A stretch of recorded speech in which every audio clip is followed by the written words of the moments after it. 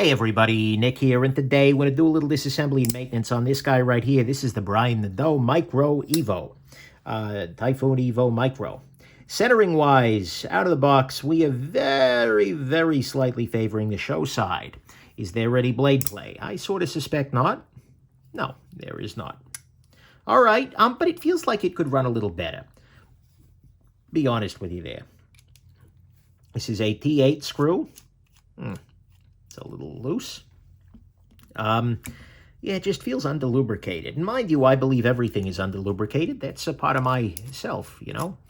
But, okay, pop that loose. And now I feel like this might disassemble itself. No? Okay. Give me a second here, and I'll provide it with just the slightest bit of encouragement using this tool right here. This is a little spudger style tool. There we go. That popped the back open there. If you're ever curious, by the way, about any of the tools I'm using for my disassemblies, go to nickshabazz.com/tools. You will see a whole video detailing all of those things for your viewing pleasure and or displeasure. Honestly, the emotional valence of your viewing is not super important to me, just so long as you view it. And you're not asking me, Nick, what tool did you use? Okay, this appears to have been put together with earwax and failure, so that's probably why it's not running so hot. Let's go ahead and try and do better than whatever this is. And there we go. Pop this loose. Do we have any free spinning prevention here? Yeah, there's a little bit of a square shape milled into the bottom, but it's very shallow. And that square shape is milled in there, so almost looks like that's barely present. Well, okay. I'll have to be careful with that. But it is enough to prevent it from spinning freely, so that's good. All right. Let's go ahead and clean this guy out. This assembly was quite easy. I appreciate that very much. And hopefully we'll put this guy back together shortly. I am very impressed by this knife so far. I wish desperately that it had the Evo flipper tab. I'm sorry, the Void's flipper tab. Because I like Brian, but I'm not a big fan of his flipper tab approach. It's a little bit, yeah, a little style over function for me. But then again, I don't know. Some would argue I am a style over function individual anyways, so as a fashion blogger it should work out, right? But anyways, I digress. Clean this guy up a little bit. Just wiping this all off. Next step is going to be to clean off these bearings, which, yeah, get whatever that is out of there. Oof. Not stellar, but that's okay. I suspect that once I put this guy on a little bit of better oil, I'll be in a wonderful position to do something about this. But for the moment, I am going to clean this up. A little bit of that lubricity in there still. Let me go ahead and switch cloths. I have to remind myself on occasion that these cloths are like, you know, $10 for a billion of them or something. Probably not an actual billion, but it sure feels that way when you get a bag of them. So I don't have to be super cheap with them, you know?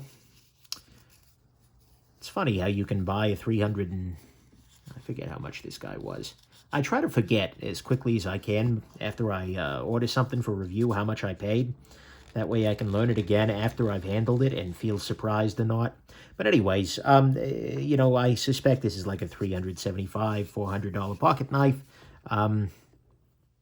It's funny how you can, you know, buy a super freaking expensive knife and then find yourself concerned about the cost of a piece of cloth to maintain it, which is entertaining, right?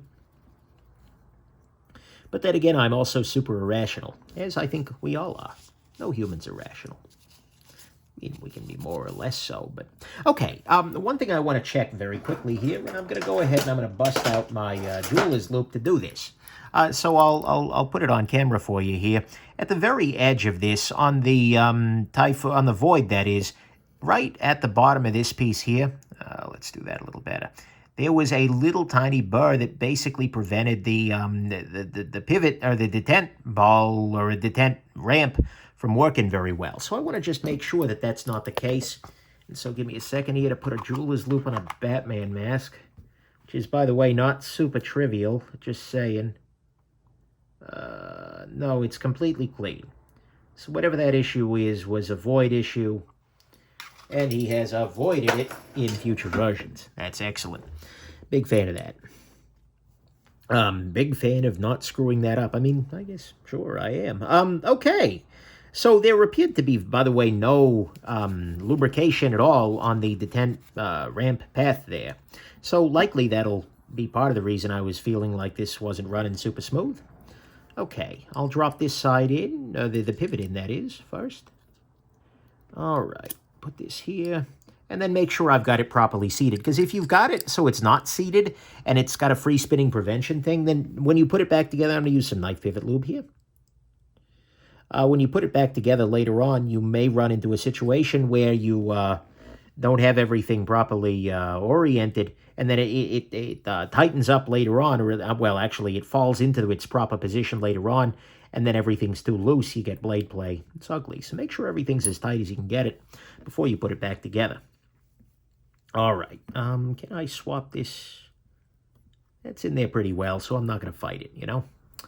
Okay, next step is going to be to put this on there, and I'm just using the blade itself here to distribute the lubrication that I've placed onto that blade. That's excellent. Okay, next step, I'm going to put a little lubrication right here in the detent ball, well, detent thing recess. Brian's knives leave me a little bit questioning how to call any damn thing, because he does everything a little different, but that's okay. And I put a little too much lubrication there. I know some of you are shocked, like Nick. Do you even know what those words mean together? No, not really, but sometimes I try. Okay, now I'm going to put this back in place. What we can see here actually is interesting. There is no backspacer. It's just milled out of the titanium here. But we have a pin here. We have a pin here. Both of these pins are just static locator pins. And then we have the screw for the pocket clip in there. And so those are the things keeping... Oh, see, I pushed the pivot through. Which is not great. So what I got to do here is disengage the lock bar. That allows the pivot to be properly seated. And I'll make sure that that pivot is properly seated as I continue here. That's a T10. That's too big. This is a T8. Just right. Going to use some thread locker here. A little bit of blue Loctite on a stick. And just push this into place here. My goal, again, is to make sure that the pivot is properly fully seated. One of the ways I will do this is just by making sure that I can do a little bit of, well, before it's too, yeah, I can rotate it just fine. So we seem to be there. I'll give it a little tiny bit of twisting, but not anything serious yet. Then I will put this guy into position. Beautiful. Beautiful, beautiful. I love doing this. Not just like being a gear reviewer. That's fun, certainly, too. But also just the mere act of disassembling and improving in action. It's just better. It's just good. I like that feeling. There we go.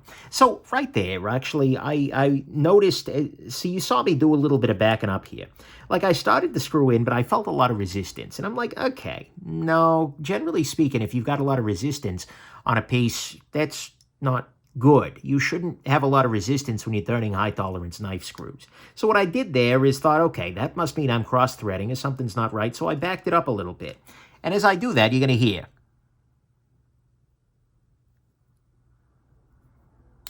There it is.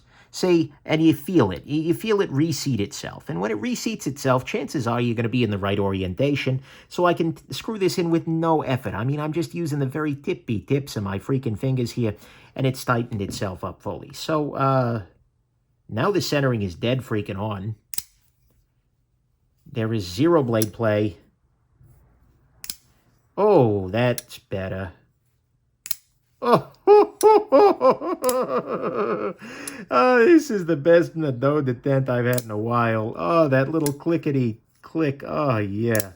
Yeah, that's good. That's real good. Oh, no, a little bit of blade play. Okay.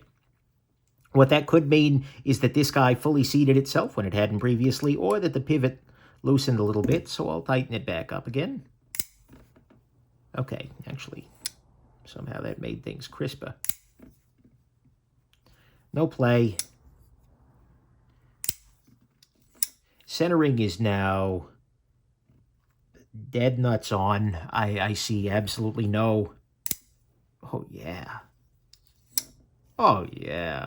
That's nice. That's real nice. I did some good here. Not like for the world or anything, but at the very least for this very small part of the world that I'm inhabiting. God, this knife's running nicer. So, swapping out that default factory grease, that was a win. So anyways, there we go. I hope this is interesting to you. And that I can find the lid to my freaking knife pivot lube. Ah, here it is. Good. And most importantly of all, I hope that you have yourselves just an absolutely wonderful rest of your day. Bye now.